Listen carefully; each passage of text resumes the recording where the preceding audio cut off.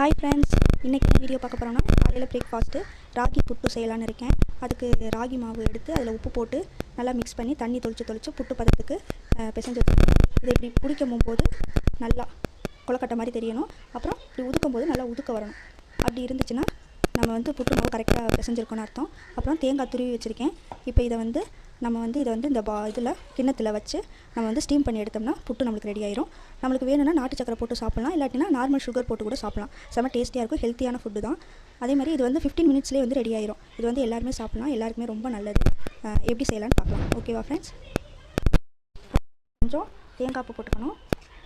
தேங்காய் பூ போட்டுட்டு அதுக்கப்புறம் கொஞ்சம் புட்டு போட்டுக்கணும். புட்டு மாவு கொஞ்சம் கொஞ்சமாக போட்டுக்கணும், ரொம்ப அழுத்தி போடக்கூடாது, மேலோட்டமாக போட்டுக்கணும்.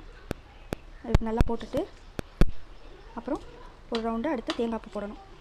இப்படி மாற்றி மாற்றி நம்ம போட்டுக்கணும். போட்டுக்கிட்டால் தான் நம்ம சாப்பிட போகும்போது செம்ம டேஸ்டியாக இருக்கும். இது மேலே ராகி மாவு கொஞ்சம் போட்டுக்கணும். இப்படி மாற்றி மாற்றி கொஞ்சம் கொஞ்சமாக போட்டுக்கணும். இப்போ இது ரெடி பண்ணிட்டோம். இதை இப்போ ஸ்டீமர் தண்ணி வச்சு கொதிக்க வச்சுருக்கோம். அதில்